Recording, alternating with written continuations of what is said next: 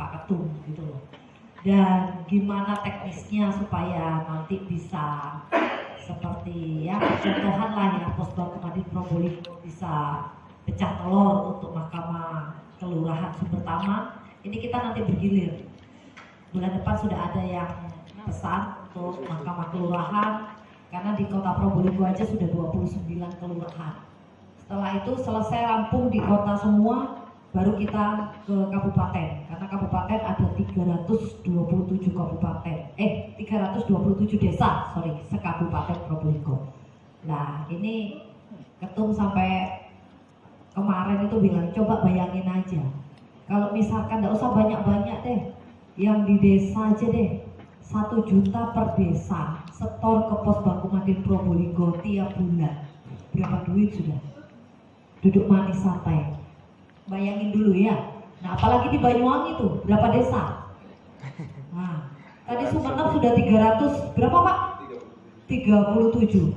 Santai Pak Agus sebulan dapat setoran 327 juta. Gimana Pak? Mau makan pakai apa Pak? Nah, apalagi situ bodoh itu. Nah, ini yang saya pengen teman-teman jangan berpacu sama pencairan Renbes aja gitu. Banyak inovatif yang sudah kita buat, diciptakan oleh Pak Ketum ini untuk Peradin. Kan kita sudah kenal ada 3 level ya, 3 level produknya Peradin. Level pertama diklat paralegal, ya kan? Level kedua prodi PA, terus level ketiga master advokat. Nah ini Bu Nining itu sudah ikut itu master advokat, tapi masalahnya belum lunas, makanya nggak bisa bikin buku, nggak dapat bimbingan. Padahal sudah ikut kuliah itu selama 1 semester. Yang lainnya juga, walaupun cuma bayar uang pendaftaran aja ya Bu ya. Nah, ini teman-teman supaya mengupgrade dirinya masing-masing. Percuma kita dibilang advokat Peradin, advokat tertua, advokat yang jadi teladan, tapi kalau nanti ujung-ujungnya kita jadi jomos, buat apa? Gitu loh. Karena Pak Ketum tidak mencetak jomos, tidak mencetak kuli, tapi Pak Ketum ini mencetak anggota Peradin semuanya jadi leader. Jadi seperti itu. Nah, monggo ini teman-teman kita buka ruang diskusi. Apa sih kendalanya di daerah? Apa sih yang dihadapi teman-teman di cabang-cabang? Mungkin bisa disampaikan sama Pak Ketum, nanti bisa dijawab juga oleh Mas Dian yang sudah pengalaman untuk kemarin sosialisasi Mahkamah Desa Kelurahan ini. Mungkin juga bisa saya jawab. Oke, langsung saya buka. Silakan, mungkin ada yang mau bertanya, jangan diam. Ini momentum yang bersejarah, momentum yang harus digunakan semaksimal mungkin supaya keluar dari sini otak kita nanti nggak kosong. Ya, monggo silakan. Pengurus DPW Peradin Jatim Pak Advokat Senior yang mulia di SKMHMAD.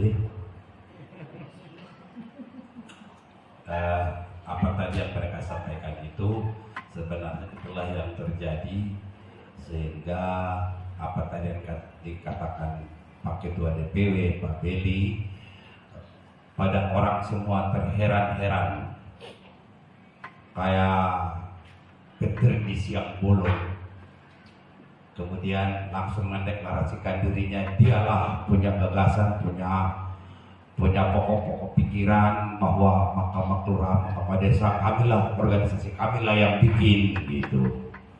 Tapi bahasa itu manusiawi, mungkin ingin terkenal barangkali, tapi kan beda, prototipe beda. Saudara sekalian yang saya banggakan, khususnya Peradin Probolinggo, saya bangga sekali yang insya Allah nanti pada Jumat sholat berjamaah kita laksanakan, merapat kita langsung ke tempat acara pecah telur pembuka pertama seluruh Indonesia. Walaupun sudah didahului tapi tidak formal kemarin, maka sudah sidang ada di desa, salah satu desa di Sulawesi Tengah, di Morowali, di pedalaman sana itu, desa Nambo. Sudah mereka bukan sudah langsung sidang sekarang. Berhasil pula lagi sekali sidang, langsung tuntas. Itu laporan yang saya terima. Autentikasinya belum saya dapatkan secara tertulis, tapi saya yakin itu tidak bohong. Mengenai Mahkamah Desa ini sebenarnya banyak yang mau saya sampaikan. Mahkamah Desa ini dulu terpikir saya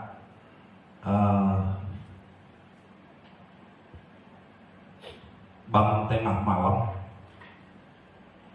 dengan pemberitahuan ada penggunaan anggaran efisiensi akan jauh nanti akan terjadi, khususnya anggota Pradin yang mengelola Pospakum Madin.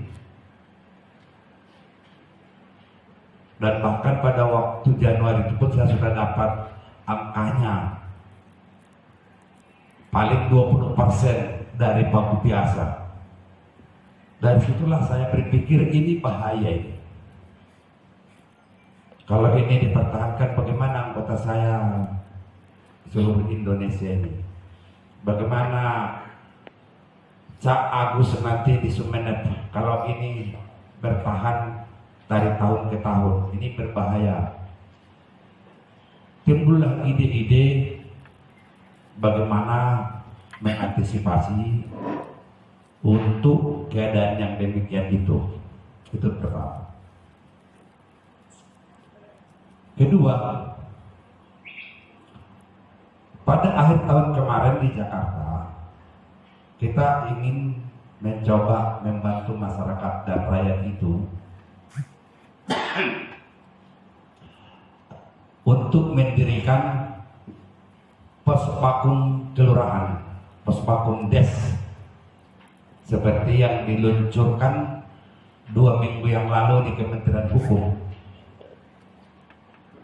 Pospakum Des, kan saya share juga itu hasilnya dan mass media sudah semua.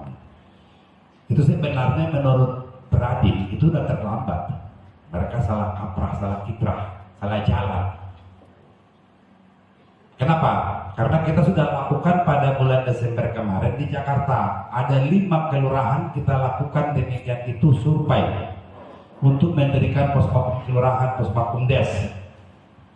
Kalau di Jakarta itu di kelurahan adalah wali kota, tapi ada satu kabupaten di Jakarta namanya Kabupaten Kepulauan Seribu. Jadi yang ada di sana desa. Kita sudah coba ke sana melakukan kegiatan Pospakum Des, Pospakum Kelurahan. Nah, kemudian pada waktu kita sosialisasi seperti yang kita lakukan sekarang ini dan nanti itu habis Fakta Jumat, kita komunikasi dengan Pak Lurah maupun Kepala Kadesnya. Wah, ini cerita dulu supaya kalian dapat memahami dari urut kacangnya. Nah, kita komunikasi dengan Lurah, Lurahnya, Kadesnya bilang bagaimana mengenai konsumsi nanti sosialisasi Pospakum Kelurahan, Pospakum Des ini. Loh, saya bilang kan ada anggaran Pak. ADD kalian kan ada. ADD itu anggaran dana desa. Sudah habis Pak. Waktu itu kan sudah bulan Desember. Loh, kok habis? Siapa yang habisin? Nah, di situ mereka jelaskan. Yang habisin itu ada polisi datang, mereka mengatakan mau melakukan kegiatan, minta duitnya. Ada jaksa datang sebagai jaksa pengacara negara. Dan lain-lain dan sebagainya, sudah habis Pak. Oh ya sudah, kalau begitu kami tanggung. Jadi kamilah yang menanggung konsumsi mereka, hanya fasilitasi ruangan dan sarana-prasarananya kegiatan itu dilakukan sosialisasi. 5 kelurahan. Satu kali kegiatan itu karena banyak masyarakatnya di sana datang, kita habis 5 juta.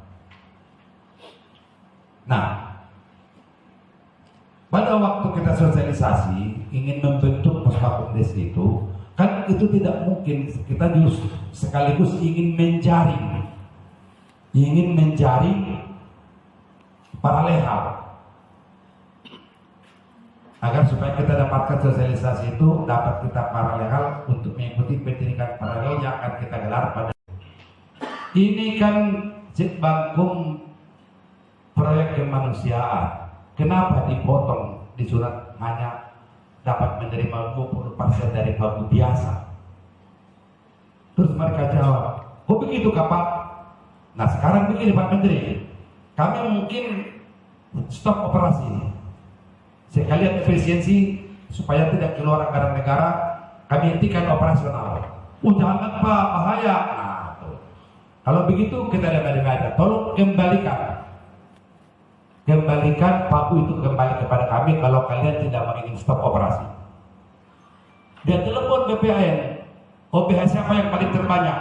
Pos Makumadi. Pak Menteri bilang, ini kan bukan Peradin Pak. Kata BPN yang paling banyak itu OBH Puspakumadin. Ya saya jelaskan, Puspakumadin itu Peradin, saya gituin. Wah semakin takut dia. Akhirnya pada saat itu juga dia telepon kepala BPN agar dimasukkan nanti ABT, anggaran biaya tambahan. Kembali pagu semula dan pagu yang ada sekarang adalah tambahan dari pagu yang lama. Itu. Jadi tambah. Jadi kalau Pasuruan 80 juta ditambah yang sekarang 14 juta jadi 94 juta. Jadi gitu. Begitu juga Banyuwangi dan sebagainya. Itu ceritanya. Tapi sudah terlanjur program ini jalan. Program maksimalisasi wujudkan mahkamah desa tidak mungkin di cancel. Habis Rakernas, saya tidak tahu juga. Tiba-tiba telepon bos saya dari Sidoarjo datang. Pak, perkembangan seperti begini di lapangan. Wah, yang benar, ya, saya turun. Itulah kejadian tanggal 20, sebulan yang lalu dari sekarang ya. Tanggal 20 waktu itu ya. Pas sebulan. Persis 1 bulan dari sekarang, tanggal 20 Mei itu. Jadi 2 minggu habis Rakernas, tiba-tiba telepon beliau itu, Dian Mulyadi. Berapa desa? Banyak Pak. Lebih 1 desa? Iya Pak. Kalau lebih 1 desa, saya turun. Oh gitu.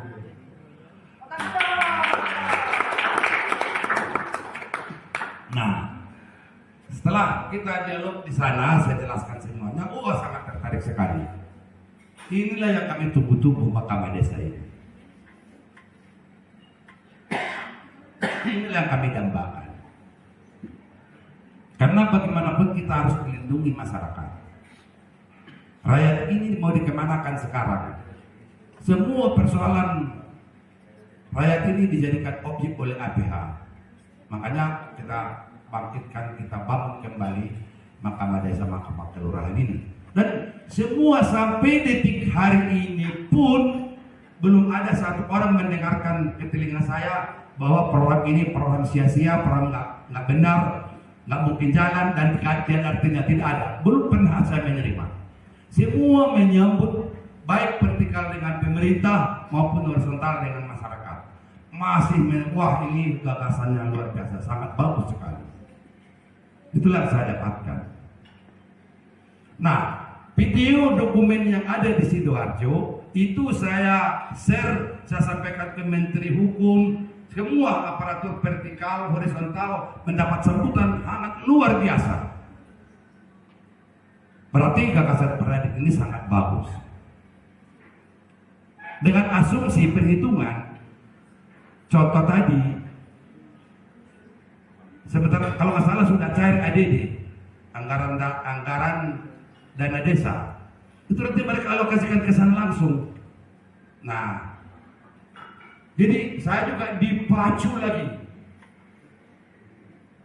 dengan keadaan seperti hasil sosialisasi di Sidoarjo pertama kali seluruh Indonesia. Rupanya nggak mau pula lagi kalah Probolinggo. Seminggu kemudian, Pak, saya sudah bikin gini, harus saya dipacu lagi bikin deskripsinya harus saya rapikan, bikin proposal harus saya rapikan, dan yang terakhir hukum acara Mahkamah Desa harusnya selesaikan. Selesailah barang itu. Dan yang nanti insya Allah kita Bakda Jumat kita akan pertama kali seluruh Indonesia ini buka pelang Mahkamah Kelurahan di Probolinggo. Itulah tujuan sebenarnya. Nah, apa hubungannya dengan perduitan? 2025 pada 5 kelurahan itu. Tapi apa yang terjadi? Lagi kembali lagi ratusan yang hadir ikut di sosialisasi itu kita sampaikan dan mereka menyambut gembira dan dengan sangat senang. Kita bagikan formulir untuk pendaftaran mengikuti pendidikan paralel dengan gelar CPLA dan bayaran 1 juta, namanya pendidikan.